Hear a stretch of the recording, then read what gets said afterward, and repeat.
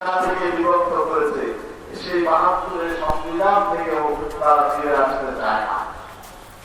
শুধু তাই নয়, বরং তারা অতীতের যে নির্বাচন ব্যবস্থা, যে নির্বাচন ব্যবস্থা ব্যর্থ হয়েছে, যেই নির্বাচন ব্যবস্থা বাংলাদেশে সুষ্ঠু গ্রহণযোগ্য নির্বাচন দিতে ব্যর্থ হয়েছে, সেই নির্বাচন ব্যবস্থা তারা পরিবর্তন চায় না।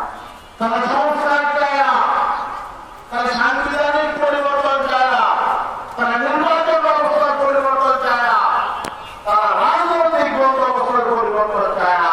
তাহলে তারা চায় থাকি, তারা চায় শুধু ক্ষমতা। তারা চায় একটি নির্বাচন হবে, নির্বাচনের মধ্য দিয়ে তারা সহজে ক্ষমতায় চলে যাবে। আর ক্ষমতায় গিয়ে কি করবে? আমরা তো রাস্তাটা ক্লিয়ার রাখুন। ক্ষমতায় গিয়ে তারা লুটপাট করবে, দুর্নীতি করবে, চাঁদাবাজি করবে, সন্ত্রাস নৈরাজ্য করবে। আমরা কি এটা চাই? এদেশের মানুষ, এদেশের ছাত্র জনতা এজন্য কি জীবন দিয়েছে, রক্ত দিয়েছে, এজন্য কি অভ্যুত্থান হয়েছে।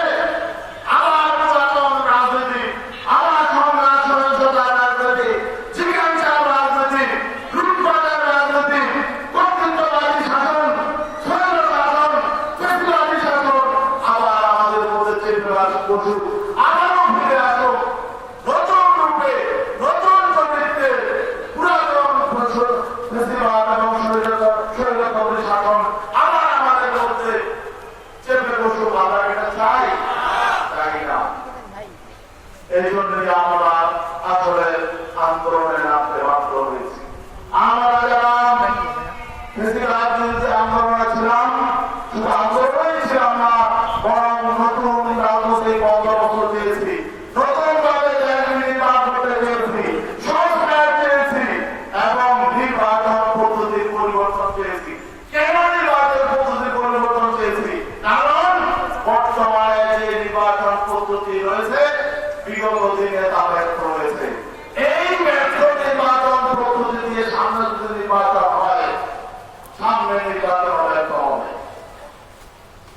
এবং এই জন্যই আমরা গোটা দুনিয়ার মধ্যে সবচেয়ে সফল যে নির্বাচন পদ্ধতি, সর্বাধুনিক যে নির্বাচন পদ্ধতি, সবচেয়ে গণতান্ত্রিক যে নির্বাচন পদ্ধতি, উন্নত রাষ্ট্রগুলো যে পদ্ধতি অবলম্বন করে, বিশ্বের অধিকাংশ রাষ্ট্র যে নির্বাচন পদ্ধতি অনুসরণ করে, আমরা সেই পিয়ার পদ্ধতি, সংখ্যানুপাতিক পদ্ধতির নির্বাচন চেয়েছি। এটা কি আমাদের অন্যায়? কিন্তু দুঃখজনক বাস্তবতা হলো আমরা কেন আজকে এই দাবি নিয়ে রাজপথে আসলাম?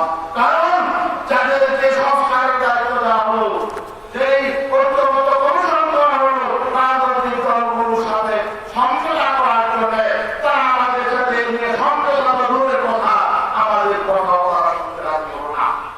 তারা সেই ঐক্যবদ্ধ কমিশনের এজেন্ডায় সেই বিষয়টি আনারও তারা প্রয়োজন মনে করলো না।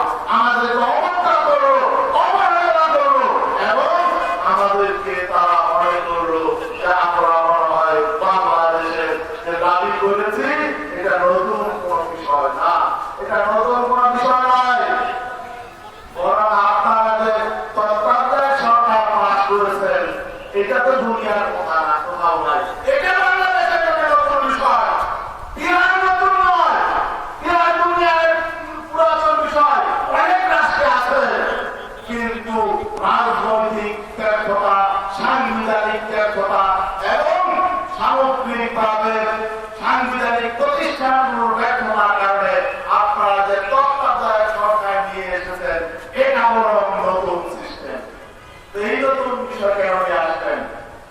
এই জন্য আমরা বলছি যে আসলে রাষ্ট্রের তেমন কোন পরিবর্তন হয় নাই। মানুষের মধ্যে যে প্রত্যাশা ছিল, সেই প্রত্যাশা বাস্তবায়নে, প্রত্যাশা পূরণে এই অন্তর্বর্তীকালীন সরকার কার্যকর কোন উদ্যোগ নেয় নাই। যেই সংস্কারগুলো উদ্যোগ নিয়েছে, সংস্কার অনুযায়ী সংস্কার হচ্ছে, সফলতা হয়েছে এবং জুলাই সনদ হচ্ছে। আজকে সেই জুলাই সনদ বাস্তবায়ন হচ্ছে না। জুলাই সনদ আইনি ভিত্তি নেই। তারা বলছে যে নতুন সরকার ক্ষমতায় গেলে 2 বছরে জুলাই সনদ বাস্তবায়ন হবে। আপনাদের কাজটা কি? আপনারা কেন নাটক করলেন? কেন নাটক করলেন? এতদিন পর্যন্ত রাজনৈতিক দলগুলোকে আপনারা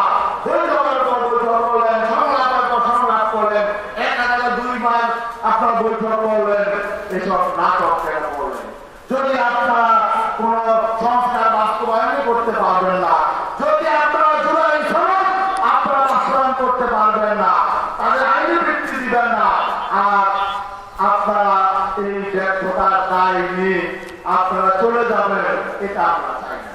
আমরা অন্তর্বর্তীকালীন সরকারকে ব্যর্থ করতে চাই না, তাদেরকে তাদের অঙ্গীকার বাস্তবায়ন করে এই জন্য আমরা মাঠে নেমেছি। কিন্তু আজকে যদি আপনারা এই সংস্কার বাস্তবায়ন ছাড়া চলে যান, তাহলে আপনারা ব্যর্থ হবে, শুধু আপনারা ব্যর্থ হবেন না, রাষ্ট্র ব্যর্থ হবে, জনগণের আন্দোলন ব্যর্থ হবে, জুলাই অভ্যুত্থান ব্যর্থ হবে, ছাত্র জনতা রক্ত দেওয়া ব্যর্থ হবে। আমরা আর অভ্যুত্থান করতে চাই না। আমরা আমাদের সন্তানদের রক্ত জুলুম, ছাত্র জনতা রক্ত জুলুম আমরা চাই না। এই জন্য আমরা রাস্তায় নেমেছি, রাজপথে নেমেছি।